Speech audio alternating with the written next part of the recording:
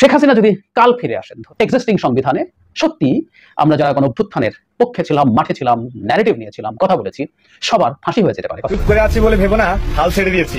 নেত্রীর ডাকের অপেক্ষায় আছি। একবার নেত্রী ডাক দেখ, তখনই প্রমাণ হবে সুদ করে শক্তি বেশি নাকি ইমানদারের শক্তি বেশি। নিজের দেশে কত সমস্যা, পাবলিক টয়লেট নাই, জনগণ জঙ্গলের মধ্যে হাঁটতে চায়, অনেক জায়গা আছে। পানির সমস্যা, ধর্মভিত্তিক অনেক ইস্যু আছে, নির্বাচন নিয়ে সমস্যা, কিন্তু তাদের আলোচনার মধ্যে চলে আসে বাংলাদেশের কথা। মানে এই দুইটা দেশের অ্যাক্টিভিটিস দেখলে মনে হয় যে তারা হচ্ছে বাংলাদেশের অলিখিত গার্জিয়ান। ইভেন তারা সিদ্ধান্ত নেবে কিভাবে বাংলাদেশকে স্থিতিশীল করা যায়। তো আমাদের দেশের যে সরকাররা আছেন বা আমাদের যে ডিপার্টমেন্টগুলো আছে, আমাদের রাজনৈতিক দলগুলো আছে, তারা বসে বসে কি ঘোড়ার ঘাস কাটে? অবশ্য দোষটা তাদের না, মানে বিদেশিদের না, দোষটা হচ্ছে আমাদের দলগুলোরই।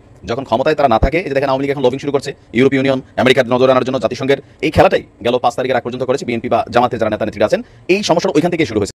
সম্মানিত দর্শক, আসসালামু আলাইকুম। নতুন একটা নিউজ ভিডিওতে আপনাদের জানাচ্ছি স্বাগতম। এইমাত্র পাওয়া তাজা এবং গরম খবর। প্রিয় দর্শক বন্ধুরা, নরেন্দ্র মোদী এবং জো বাইডেন পদত্যাগের জন্য, ডক্টর ইউনূসের পদত্যাগের জন্য কিন্তু জাতিসংঘে গিয়েছে। ইতিমধ্যে আমরা সেই বিষয়টি দেখতে পেয়েছি। আজকের এই ভিডিওতে আপনারা চাঞ্চল্যকর কিছু তথ্য জানতে পারবেন। শেখ হাসিনার সামনে খুশির দিন, সেই সাথে ডক্টর ইউনূসের বড় একটা দুঃখের দিন আসতে চলেছে। আজকের এই ভিডিওতে চাঞ্চল্যকর তথ্যগুলো জানতে পারবেন। বেশি কথা না বলে আপনাদের বিস্তারিত ভিডিওতে নিয়ে যাবো। বিস্তারিত ভিডিওটি দেখার আগে একটা রিকোয়েস্ট থাকবে, যারা এখন এই চ্যানেলটি সাবস্ক্রাইব করে রাখেনি, এই চ্যানেলটি সাবস্ক্রাইব করে দিবেন, পাশে থাকে বেল আইকনটি বাজিয়ে রাখবেন এরকম নিউজ ভিডিও সবার আগে পাওয়ার জন্য। প্রিয় দর্শক বন্ধুরা, চলুন তাহলে এই ভিডিওতে একটি লাইক দিয়ে আমরা বিস্তারিত ভিডিওগুলো মোবাইলের স্ক্রিন থেকে একের পর এক ধারাবাহিকভাবে দেখে আসি। কাল ফিরে আসেন ধরে নিলাম, এক্সিস্টিং সংবিধানে সত্যি আমরা যারা কোনো অভ্যুত্থানের পক্ষে ছিলাম, মাঠে ছিলাম, ন্যারেটিভ নিয়েছিলাম, কথা বলেছি, সবার ফাঁসি হয়ে যেতে পারে। কথাটা ভুল না। আমি একটু পড়ি সংবিধানের 7 ক, পুরোটা একটু পড়ি, আমাদের একটু জেনে রাখা দরকার।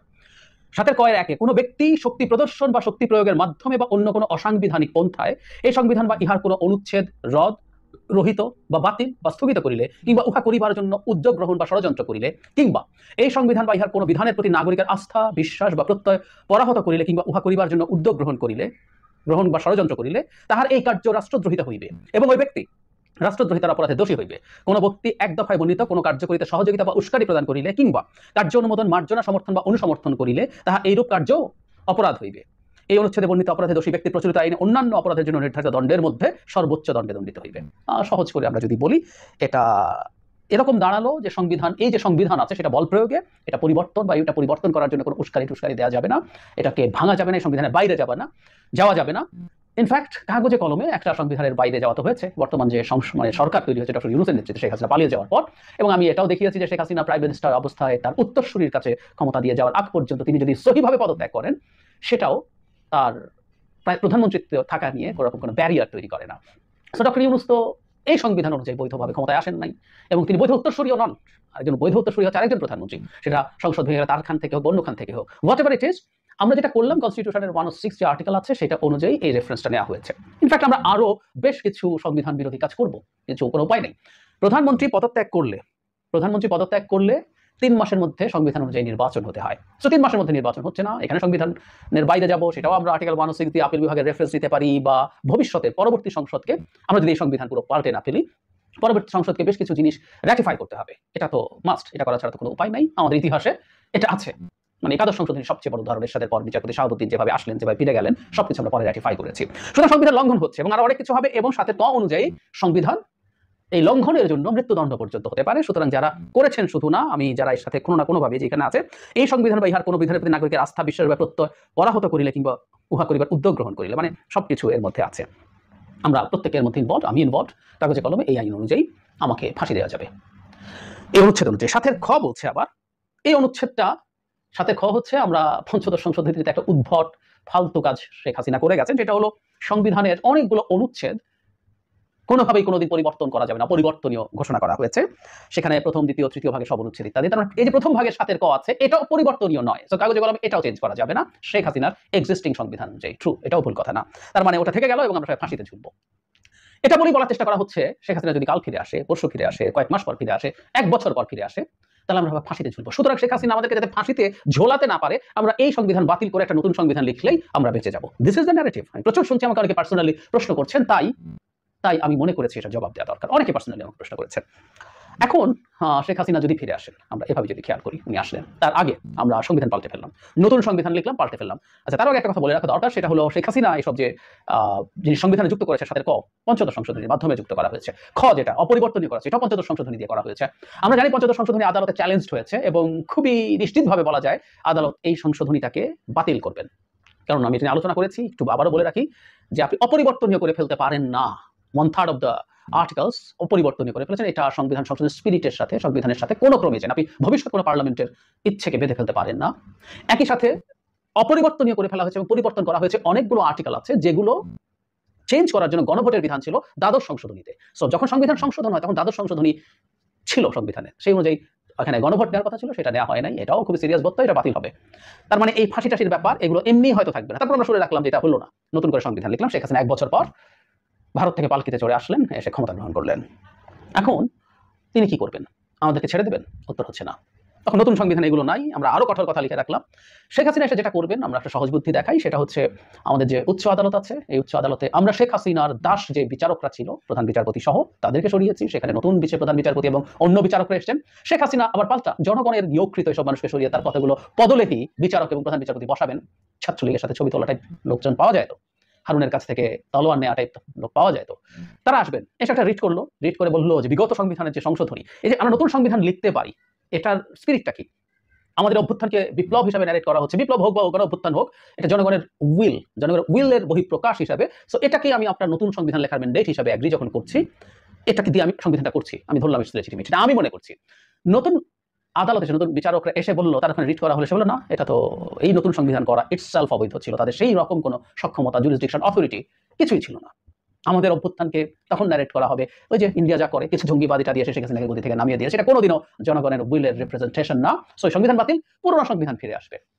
আসলো এই পঞ্চদশ সংশোধনী সহ যে তথাকথিত সংবিধান, সেটা ফিরে আসলো। সেটা ফিরে আসা মানে এর মধ্যে সাথে খ আছে, এই সব কিছু সহ যখন সংবিধান ফিরে আসবে, তারপর মামলা হবে এবং আমরা সবাই এই সংবিধানকে ভাঙার জন্য, সংবিধানের বাইরে যাওয়ার জন্য, অনেক রকম ভাবে মানে অবাধ্য হওয়ার জন্য আমরা কাজ করেছি, হয়েছি, সেটাকে সমর্থন করেছি, প্রত্যেকের বিরুদ্ধে মামলা দেওয়া যাবে এবং আমাদের যে কাউকে ঝুলিয়ে দেওয়া যাবে। এটা ছাড়াও পঞ্চদশ সংশোধনীর মতো সংশোধনী করে সেটাকে অ্যাপ্লিকেবল রাখতে পেরেছে এই দেশে শেখ হাসিনা, এসে একই রকম ভাবে তার যদি ক্ষমতা দখল করতে পারে, আবার নতুন আরেক সংবিধান লিখে আরো কঠোর কথাবার্তা লিখে তারপর আমাদেরকে ঝুলানোর জন্য শুধু সংবিধান না, আইনও তৈরি করতে পারে। আমরা কাদের মোল্লার ফাঁসির ক্ষেত্রে আইন পরে সংশোধন করে রেট্রোস্পেক্টিভ এফেক্ট দিয়ে তাকে ফাঁসি দিতে দেখিনি। শেখ হাসিনা নতুন শুধু সংবিধান সংশোধন লাগে না, নতুন আইন তৈরি করতে পারেন, করে আপনি যে কাউকে ফাঁসি দিয়ে দিতে পারেন এই সময় যেসব অপরাধ করবে। পুরনো আইন তো আছে, নতুন আইন তৈরি করে পারেন। মোদ্দা কথাটা হলো শেখ হাসিনা ফিরে আসলে আমাদের কারো বাঁচাবাঁচি নাই, আমরা ঝুলে পড়বো, অনেকে জেল খাটবো, অনেকে নানাভাবে টর্চার হবো। এটার জন্য সংবিধান আছে, আগেরটা আছে না পরেরটা আছে, নতুনটা আছে না পুরনোটা আছে, আমরা সংশোধন করলাম না নতুন করে লিখলাম, এগুলো একেবারেই ম্যাটার করে না, একেবারেই ম্যাটার করে না। শেখ হাসিনার কাছ থেকে বাঁচতে হলে সে যাতে কোনোদিন সে বা তার সমর্থিত কেউ, ভারতের সমর্থিত কেউ যারা আমাদের উপর তীব্র ক্ষুব্ধ হয়ে আছে, তারা যাতে ক্ষমতায় আসতে না পারে, সেটা এনশিওর করতে পারে হবে। সেটা এনশিওর করতে পারা না গেলে কোনোভাবেই কোনো কিছু হবে না। ফাইনালি যে সংবিধানটা আছে, অন্তত এই মুহূর্তে সংবিধান পরিবর্তিত হতে হবে, কোনো সন্দেহ নেই। সেটা অ্যামেন্ডমেন্টের মাধ্যমে যথেষ্ট এফেক্টিভ কনস্টিটিউশন তৈরি করা যাবে না, আমি একেবারেই মনে করি না। আবার নতুন করে সংবিধান লেখা হলেও তাতেও যে মহাভারত অশুদ্ধ হবে তাও না, সেটা ডিফারেন্ট ডিবেটের জায়গা। এই আলাপগুলোই আশা করি আগামী 3 মাসে হবে। কিন্তু আই রিপিট, শেখ হাসিনা ফিরে আসলে মৃত্যুদণ্ড বা ফাঁসি থেকে বাঁচার জন্য সংবিধান পাল্টাতে হবে, এটা অত্যন্ত বাজে যুক্তি। এই যুক্তিটা আমি গ্রহণ করি না। আমি আশা করি যে আমাকে অনেকে পার্সোনালি বলেছেন কথা বলতে, এবং যারা নতুন করে শুনলেন তারা নিশ্চয়ই ব্যাপারটা ক্লিয়ার হয়েছেন। নিজের দেশে কত সমস্যা, পাবলিক টয়লেট নাই, জনগণ জঙ্গলের মধ্যে হাঁটতে চায়, অনেক জায়গা আছে। পানির সমস্যা, ধর্মভিত্তিক অনেক ইস্যু আছে, নির্বাচন নিয়ে সমস্যা, কিন্তু তাদের আলোচনার মধ্যে চলে আসে বাংলাদেশের কথা। মানে এই দুইটা দেশের অ্যাক্টিভিটিস দেখলে মনে হয় যে তারা হচ্ছে বাংলাদেশের অলিখিত গার্জিয়ান। ইভেন তারা সিদ্ধান্ত নেবে কিভাবে বাংলাদেশকে স্থিতিশীল করা যায়। তো আমাদের দেশে যে সরকাররা আছেন বা আমাদের যে ডিপার্টমেন্টগুলো আছে, আমাদের রাজনৈতিক দলগুলো আছে, তারা বসে বসে কি ঘোড়ার ঘাস কাটে? অবশ্য দোষটা তাদের না, মানে বিদেশিদের না, দোষটা হচ্ছে আমাদের দলগুলোরই। যখন ক্ষমতায় তারা না থাকে, এই যে দেখেন আওয়ামী লীগ এখন লবিং শুরু করছে ইউরোপীয় ইউনিয়ন, আমেরিকার নজর আনার জন্য জাতিসংঘের এই খেলাটাই গেল 5 তারিখের আগ পর্যন্ত করেছে বিএনপি বা জামাতের যারা নেতা নেত্রী আছেন। এই সমস্যাটা ওইখান থেকে শুরু হয়েছে। যাই হোক, মার্কিন প্রেসিডেন্ট জো বাইডেনের সাথে ভারতের প্রধানমন্ত্রী নরেন্দ্র মোদীর একটা বৈঠক হয়েছে। সেই বৈঠকে বিভিন্ন আলোচনার মাঝখানে প্রধান একটা আলোচনার ইস্যু ছিল বাংলাদেশ। আর বৈঠকে কেন্দ্র করে জো বাইডেন নিজের বাড়িতে নিয়ে নরেন্দ্র মোদীকে বসাইয়া এই আলোচনাগুলো করছে। তো কি আলোচনা করছে এরা এখানে যা বলছে শুধু সে তা না, এগুলো হচ্ছে যেগুলো প্রকাশ করার মতন অপ্রকাশিত অনেক কিছু আছে। ইন্ডিয়ান এক্সপ্রেসের এক প্রতিবেদনে বলেছে বাংলাদেশের দ্রুত স্বাভাবিক অবস্থা ফিরিয়ে আনার উপর গুরুত্ব আরোপ করেছে বিশ্বের এই দুই নেতা। তো কিভাবে আমেরিকাকে সেনা পাঠাবে নাকি ভারত সেনা পাঠাবে, আমেরিকাকে আমাদেরকে মাগনা কোনো টাকা পয়সা দিবে নাকি ভারত আমাদেরকে কোনো টাকা পয়সা দিবে, আসলে কি করবে? তো বাংলাদেশের স্বাভাবিক অবস্থা এরা কিভাবে আনবে, আমি আসলে এই জিনিসটা আমার বোধগম্য না আর কি। আমি যতটুকু বুঝি আমাদের দেশের সরকার, অন্তর্বর্তী সরকার, রাজনৈতিক দলগুলো, প্রশাসন, জনগণ, আমরা সকলে মিলে আমাদের দেশের স্থিতিশীল অবস্থা যেটা এই মুহূর্তে একটু ঝামেলা আছে সেটা ফিরিয়ে আনতে পারে নিশ্চয়ই কোনো প্রতিবেশী রাষ্ট্র বা পরাশক্তি নয়। এ নিয়ে আপনার পররাষ্ট্র সচিব বিক্রম মিশ্রির একটা পোস্টে এই বিষয় উঠে এসেছে। পোস্টে সে বাংলাদেশ প্রসঙ্গ সুকৌশলে সে লিখেছে যে আমাদের আলোচনা অত্যন্ত ফলপ্রসূ ছিল, বৈঠকে আঞ্চলিক এবং বৈশ্বিক বিভিন্ন বিষয় নিয়ে আলোচনা হয়েছে। এখন এই আলোচনার মধ্যে আসলে কি কি হতে পারে? আমার ধারণা এই মুহূর্তে যেটা হচ্ছে আর কি, কারণ দুইটা রাষ্ট্রই তারা মিত্র শক্তি। তারা কেন মিত্র শক্তি? তারা নিজেদের স্বার্থে মিত্র শক্তি। এখানে স্বার্থটা হচ্ছে চীন, আবার একটা স্বার্থ হচ্ছে রাশিয়া। তো এই ইস্যুটাকে কেন্দ্র করেই দীর্ঘদিন যাবৎ ভারত এবং আমেরিকা তাদের প্রধান যে হুমকি একটা রাষ্ট্র চীনের ইস্যুতে ধরেন তারা একটা জোট বাঁধা চলছে। আর আমেরিকা তাদের ইতিহাসে ভারত সরকারের জন্য তাদের আইনও পরিবর্তন করে রাশিয়া ইউক্রেন যুদ্ধের মধ্যে ভারতকে তেল কেনার সুযোগ দিয়েছে। আবার এই তেল চোলাই পথে আমেরিকা কিন্তু নিয়ে যাচ্ছে। ইভেন মানে এখানে নানান আলোচনা চলে। তো এদের যে আলোচনা, সেই আলোচনার মধ্যে আমার ঘুণাক্ষরে বিশ্বাস হয় না যে কোনো পজিটিভ আলোচনা বাংলাদেশ নিয়ে হতে পারে। কারণ আমেরিকার সিনেটরদের চিঠি দেখেন, আমেরিকার বর্তমান যে অবস্থানটা দেখেন, তারা তাদের বাণিজ্যিক স্বার্থ, ব্যবসায়িক স্বার্থ এমনকি মৌলিকমানা স্বার্থ। কয়েকদিন আগে ইউএস নেভাল থেকে একটা প্রতিবেদন আসছিল যে তারা আপনার বাংলাদেশে একটা নৌ সামরিক ঘাঁটি করতে চায়। এটা কিন্তু তাদের একটা জার্নাল থেকে আসছে, তাই না? তো তাদের মধ্যে কিন্তু এগুলাই ঘুরেছে কেমন বাটে ফালাইয়া চিপায় ফালাইয়া বাংলাদেশের এই সরকার যেহেতু একটু দুর্বল সরকার, রাইট নাও সরকার অনেক দুর্বল, এটা প্রমাণিত। তো এখানে কোনো কিছু করা যায় কিনা? তো এই ক্ষেত্রে ডক্টর মোহাম্মদ ইউনূস যেহেতু জো বাইডেনের সাথে বৈঠক করবেন, তো সেই বৈঠকে হয়তো কি কি আলোচনা হতে পারে বা বাংলাদেশের সাথে তাদের স্বার্থ সম্পর্কিত অথবা ইন্দো প্যাসিফিক যে ইস্যুটা আছে যেটাতে বাংলাদেশ দীর্ঘদিন যাবত যায় নাই, ইন্দো প্যাসিফিকে যাওয়া মানে চীনের বিরুদ্ধে অবস্থান নেওয়া, এরকম নানান ইস্যু আছে যেগুলো আবার ওইখান থেকে হয়তো একটা কাবজা আসলেও আসতে পারে। কারণ আপনি দেখেন ডোনাল্ড গ্লু প্রথমে সে ভারত আসলো, তারপর আসলো বাংলাদেশ, বাংলাদেশ থেকে আবার ভারত গেল, সে কেন আসলো, কি বৈঠক হলো, এখানে গিয়ে আবার কি বৈঠক হলো, এগুলোর কোনো কিছু কিন্তু আমরা জানতে পারলাম না। এখন এই গোপন বৈঠকে আসলে কি নিয়ে আলোচনা হয়েছে, নানান ধরনের কথাবার্তা শুনছি। এখন আল্লাহ বাকিটা ভালো। আমাদের দেশকাল সমাজে অন্যকে তেল মারা এটা বলতে গেলে আমাদের একটা জাতীয় অভ্যাসে পরিণত হয়েছে। আমাদের সাহিত্যে, শিল্পকর্মে, নাটকে, সার্কাসে সব জায়গাতেই এক ধরনের ভার চরিত্র থাকে যাদের কাজ হলো লোক হাসানো এবং ক্ষমতার চেয়ারে যারা বসে থাকেন তাদেরকে নানা রকম বিনোদনমূলক কথাবার্তা বলে বিভ্রান্ত করা।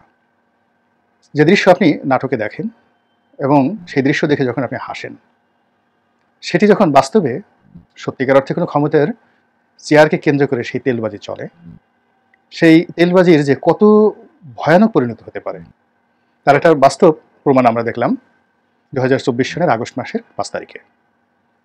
15 বছরের শাসন, এর মধ্যে 10 বছরের শাসন রীতিমতো অবৈধ এবং স্বৈরাচারী, ফ্যাসিস্ট বলতে যা বোঝায় তার সর্বোচ্চ পরাকাষ্ঠা শেখ হাসিনার শাসন।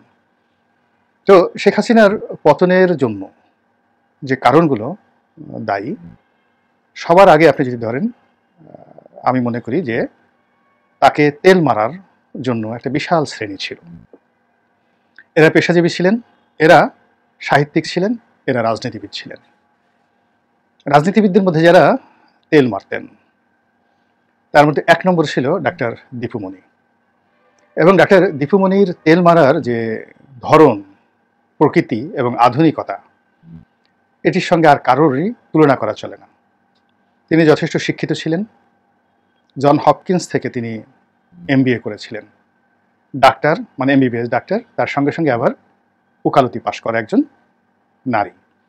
তো এই মানুষটি যখন তেল মারার কাজ করেছেন, তিনি সাধারণ জনতা আপনার আমার মতো নারকেল তেল, সরিষার তেল মালিশ করেননি। তিনি এরকম একটা তেল আবিষ্কার করেছিলেন, ফং ফং জাতীয় একটা তেল, যেই তেলের সুগন্ধ, সেই তেলের মসৃণতা যখন শেখ হাসিনার সামনে প্রদর্শিত হতো তিনি জ্ঞান হারিয়ে ফেলতেন। এবং দীপুমণির নামে তিনি ছিলেন রীতিমতো পাগল। আর একটা জিনিস শোনা কথা, আমি বিশ্বাস করি না, তারপর আমি শুনেছি, সেটা হলো বেগম মতিয়া চৌধুরী। তিনিও শেখ হাসিনাকে তেল মারতেন। এই জন্য আমি একটা লেখাও লিখেছিলাম, অগ্নি থেকে তেল, ভানুমতির খেল। খুব বিখ্যাত একটা লেখা ছিল, এটি বহুল আলোচিত। এবং আমি যখন MP 2012 সনে এই লেখা লিখেছিলাম, এবং এই নামে আমার একটা বইও আছে। মানে এই সমস্ত লেখাগুলো কম্পাইল করার পরে অগ্নি থেকে তেল, ভানুমতির খেল। তো এটা মতিয়া চৌধুরীকে ইন্ডিকেট করে এই লেখাটি লিখেছিলাম সংসদে বসে। এখন হলে আমি সেই লেখাটা হয়তো লিখতাম না, এর কারণ হলো যে তখন আমি শুনেছিলাম, কিন্তু এখন হলে আমি এটা বিশ্বাস করতাম না। এনিওয়ে, এই কারণে বিশ্বাস করতাম না যে মতিয়া চৌধুরীর যে অগ্নিকন্যার যে তার যে ইমেজ, তার সঙ্গে তার লেখাপড়া, তার ব্যক্তিত্ব, তার বংশ, এর সঙ্গে আসলে তেল জিনিসটি যায় না। ফলে আমার সেই বক্তব্যটি হয়তো সেই সময়টাতে মতিয়া চৌধুরী খুব কষ্ট পেয়েছিলেন। কিন্তু ধরুন মতিয়া চৌধুরী বা মইনুদ্দিন খান বাদল, হাসানুল হক ইনু, রাশিদ খান মেনন, ওনাদের মতো প্রাজ্ঞজন, বুদ্ধিমান মানুষ যদি কাউকে তেল মারতে চায়, তাহলে ওই মানুষটি যাকে তেল মারা হয় তার আর বেঁচে থাকার কোনো অধিকার থাকে না। তো মতিয়া চৌধুরী তেল মেরেছেন কি মেরেছেন না সেটা বড় কথা না, কিন্তু তার চাইতেও মেধাবী ডক্টর এস টি ইমাম, তিনি তেল মারতেন, অহরহ তেল মারতেন, অসাধারণ ভঙ্গিমায় প্রধানমন্ত্রীকে তেল মারতেন, স্যার ডাকতেন এবং প্রধানমন্ত্রী শেখ হাসিনার মাথা খারাপ করে দিয়েছেন। এরকম আমি অনেকের নাম বলতে পারবো। আপনি চিন্তা করেন কবি শামসুল হক, সৈয়দ শামসুল হক, তার মতো এই যে গত 100 বছরে বাংলাদেশে যদি 10 জন খুব উঁচু মানের লেখক থাকে, যাদেরকে সব্যসাচীর লেখক বলা হয়, গল্প, কবিতা, উপন্যাস, প্রবন্ধ, সব জায়গাতেই তিনি হাত চালিয়েছেন, কলম চালিয়েছেন এত চমৎকারভাবে যে ওর সঙ্গে আর কোনো কিছুর তুলনা হয় না। তার নুরুল দিনের সারা জীবন, কিংবা ধরুন তার গান চাঁদের সাথে আমি দেব না তোমার তুলনা, তুমি চাঁদ হতে যদি দূরেই চলে যেতে। সৈয়দ শামসুল হকের লেখা এরকম অসংখ্য গান আছে চলচ্চিত্রে। তিনি চলচ্চিত্রের অনেক বিখ্যাত বিখ্যাত সিনেমার কাহিনীকার সৈয়দ শামসুল হক, অনেক নায়ক তার হাতে সৃষ্টি। তো সেই মানুষটি যখন শেখ হাসিনাকে তেল মেরেছেন, তো বোঝার চেষ্টা করেন যে শেখ হাসিনার অবস্থাটা কি হয়েছে। নির্মলানন্দী গুণের মতো মানুষ যখন শেখ হাসিনাকে তেল মেরেছেন, তেল মারতে মারতে রীতিমতো অস্থির করে ফেলেছেন, এবং সেই তেল মারার কারণে তার বুদ্ধি লোপ পেয়েছিল, চরিত্র হালকা হয়ে গিয়েছিল। তিনি অকারণে হাসতেন, অকারণে রাগ হয়ে যেতেন, এবং কোনো বিষয়ের গভীরে তিনি প্রবেশ করতে পারতেন না এই তেলবাজির কারণে। এবং এই তেলবাজির কারণেই দেখেন একটা সংবাদ সম্মেলনকে কেন্দ্র করে তার জীবনে কি অধঃপতন নেমে এলো।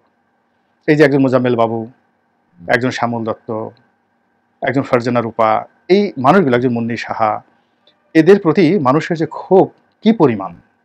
আপনি ধরুন অনেক আগে মুন্নি সাহা চাকরি ছেড়ে চলে গেছেন এটিএন নিউজ থেকে, কিন্তু বিক্ষুব্ধ জনতা মুন্নি সাহার খোঁজে এটিএন নিউজ তছনছ করেছে, এবং পুরো অফিস এমনভাবে লুটপাট করেছে, এটিএন নিউজে সবাই গিয়ে বললো যে ভাই একটা ঝাড়ু সেটাও নেই, সেটাও তারা নিয়ে গেছে, বিক্ষুব্ধ জনতা মুন্নি সাহার বিরুদ্ধে। তো এই হলো চাটুকারদের যাকে বলা হয় পরিণাম। তো এইসব তো আমি একটা লেখা লিখবো এই চাটুকারদেরকে নিয়ে বাংলাদেশ প্রতিদিনে, কিন্তু তার আগে আমি যেটা বলি নেই যে রাজদরবারে সবসময়তেই চাটুকার ছিল, এবং এই চাটুকার দরকার। চাটুকার ছাড়া রাজা বাঁচতে পারেন না, কিন্তু সে রাজাই টিকতে পারেন যে রাজা বুঝতে পারেন যে কতটুকু চাটুকারিতা তিনি গ্রহণ করবেন, কতটুকু বর্জন করবেন। এইগুলো এক। 2 নম্বর হলো অনেক রাজা এই চাটুকারিতার কবলে পড়ে তিনি মাঝে মধ্যেই তারা ওই সত্য শোনার জন্য রাজপথে বের হয়ে পড়তেন ছদ্মবেশে। তো আবার অনেক রাজা, অনেক খলিফা তারা খুঁজে খুঁজে যারা সত্য ভাষণ দেন জনসম্মুখে তাদের কাছে যেতেন, অথবা তাদেরকে দরবারে আমন্ত্রণ জানাতেন যে আপনি আমার সমালোচনা করুন, সত্য কথা বলুন। সেখানে খলিফা আল মনসুরের মতো মানুষ ইতিহাসে লেখা আছে। আপনি খলিফা আল মনসুর সম্পর্কে যে বিখ্যাত কাহিনীটি আছে সেটি ইহইয়া উলুমউদ্দিন বইতে ইমাম গাজ্জালি রহমতুল্লাহ আলাইহি লিখেছেন। আতা ইবনে ওয়াসিলের বিখ্যাত সেই কাহিনী, সেটা আমি এখন বললাম না, ভিডিও পরিধি বড় হয়ে যাবে। তো একইভাবে সম্রাট আলেকজান্ডার দ্য গ্রেট, তিনিও ওই সত্য ভাষণের জন্য দার্শনিকদের কাছে ছুটে যেতেন। তো এরকম একজন বিখ্যাত দার্শনিক ডায়োজেনিস, তার দরবারে তিনি চলে গিয়েছিলেন। প্রথমে ডায়োজেনিসকে খবর দিলেন, তিনি বললেন যে আমি সম্রাটের কাছে কেন যাব, আমার তো কোনো কাজ নেই। সম্রাটের যারা লোকজন, আলেকজান্ডারের লোকজন, তারা বললো ধরে নিয়ে আসি। তিনি বললেন যে না, আমি যাই। তো তিনি গেলেন শীতের সকালে ডায়োজেনিসের বাসায়।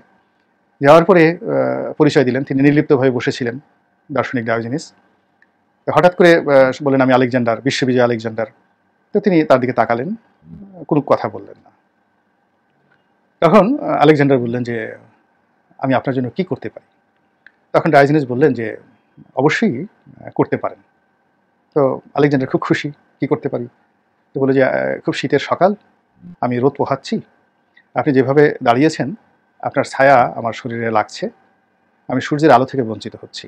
আপনি যদি একটু দয়া করে সরে দাঁড়ান তাহলে আমি সূর্যের উষ্ণতাটা পাই, এবং এই জিনিসটি আপনি আমাকে দিতে পারবেন না, শুধু বঞ্চিত করতে পারবেন। সূর্যের আলো থেকে আমাকে বঞ্চিত করতে পারবেন, কিন্তু আমাকে সূর্যের আলো দিতে পারবেন না। এতটুকু আপনার কাছে আমার নিবেদন। তো এই ছিল ডায়োজেনিসের মতো দার্শনিকদের সত্য ভাষণের দুরন্ত সাহস ইন ফ্রন্ট অফ আলেকজান্ডার। এটা গল্প নয়, লিখিত ইতিহাস। এখন এই যে মহাকালের বিভিন্ন সময়টিতে মানুষের মধ্যে যে তেল মারার অভ্যাস আর তেল গ্রহণ করার অভ্যাস, এটির অনেক দার্শনিক ব্যাখ্যা আছে, এবং এই অভ্যাসটি আমাদের দেশে তুলনামূলকভাবে পৃথিবীর যে কোনো দেশের চাইতে বেশি।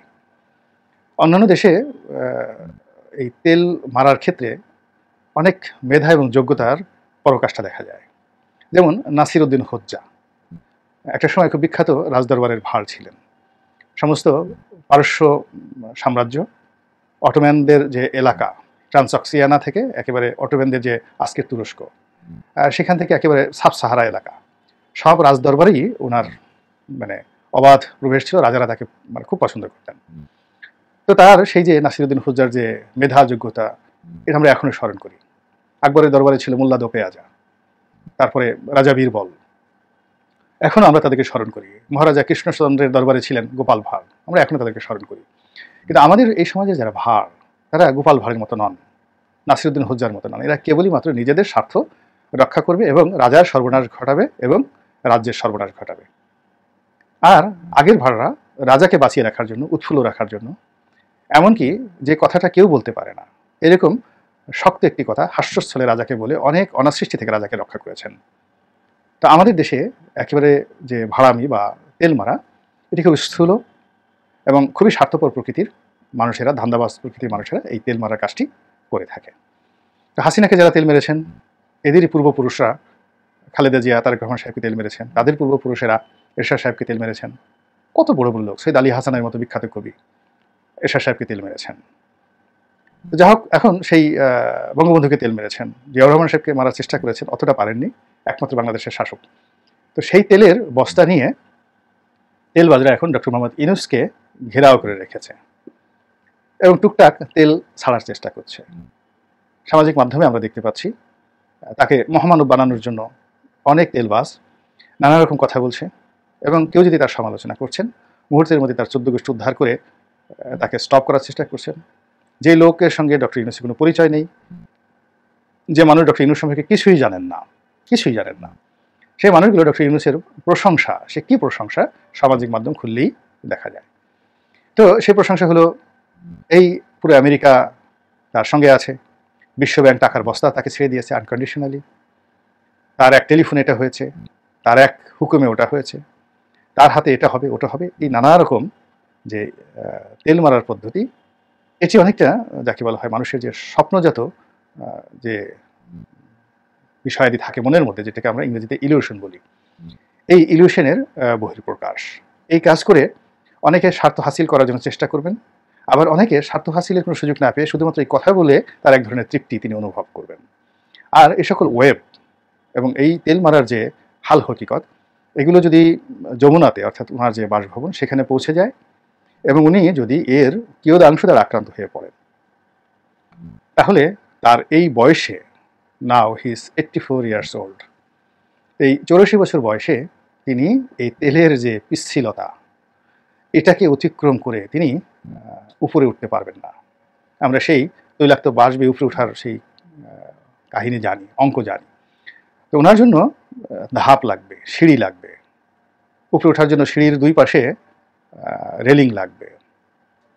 ওনাকে দেখিয়ে দিতে হবে যে এই ধাপ পার হয়ে তিনি সফলতার শিখরে পৌঁছবেন। আর উপরে ওঠার জন্য, উপরে যখনই উঠবেন, তার তৃষ্ণা প্রবল হবে, ক্ষুধা প্রবল হবে, শরীর বিকল হয়ে যাবে। তখন তাকে ভিটামিন দিতে হবে, মিনারেলস দিতে হবে, তাকে খাদ্য দিতে হবে, তাকে সাহায্য করার জন্য পাশে লোক থাকবে। কিন্তু একজন মানুষ উপরে উঠছে, আপনি আচ্ছা মতো তার সিঁড়িতে তেল দিয়ে দিলেন, এমনকি রেলিংয়ে তেল দিয়ে দিলেন, তার খাবারের জন্য দরকার এই মুহূর্তে কার্বোহাইড্রেট, আপনি তাকে কতগুলো মাখন দিয়ে দিলেন যে আপনি মাখন খান, লৌড়ে মরে যাবে। যে মানুষ এই উপরে উঠবে সে মরে যাবে সঙ্গে সঙ্গে। তো ক্ষমতার চেয়ারের বসে একটা নির্দিষ্ট সময় অতিক্রম করা এবং কাঙ্ক্ষিত মাকামে পৌঁছা পৃথিবীর যে কোনো কর্মের চাইতে অনেক অনেক কঠিন। ধরুন বিল গেটস, পৃথিবীর শ্রেষ্ঠতম ধনী, তাকে একজন সিনেটর বানিয়ে দেন, দেখেন কি অবস্থা হয়। ইলন মাস্ককে একজন কংগ্রেসম্যান বানিয়ে দেন, দেখেন কি সর্বনাশ ঘটায়। অথবা সবচেয়ে যে কজন নাম করা রাজনীতিবিদ রয়েছেন, যেমন উইনস্টন চার্চিল, তাকে যদি আপনি আবার সেই বিল গেটসের জায়গায় বসিয়ে দেন, তিনি ফেল করবেন। আল্লাহ রাব্বুল আলামিন কিছু মানুষকে তৈরি করেছেন কিছু কাজ করার জন্য। এইভাবেই পৃথিবীতে বর্ণ এবং বৈচিত্র্যে এই বিশ্ব ব্রহ্মাণ্ড আমাদের কাছে আকর্ষণীয় হয়ে ওঠে।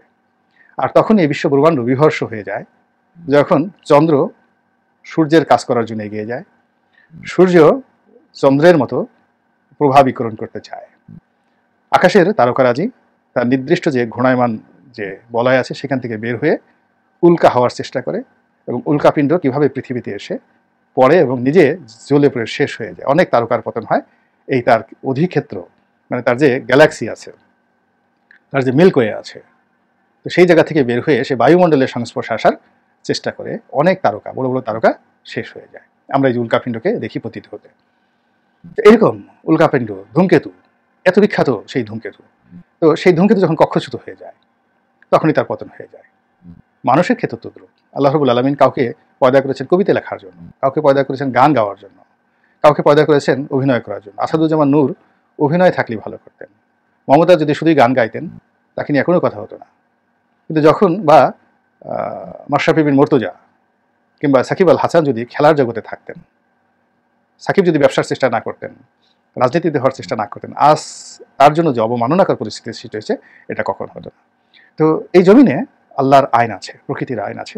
সেই আইনের বাইরে গিয়ে আমরা কখনো কখনো খুব বড় কিছু, একজন ওলি আল্লাহকে তসবিহ সহ সিংহাসনে বসিয়ে দিয়ে আমরা চেষ্টা করি যে তিনি একেবারে ধর্মপুত্র যুধিষ্ঠিরের মতো এই পৃথিবীতে বিশাল কিছু করে বসবেন, কিন্তু এটা হয় না।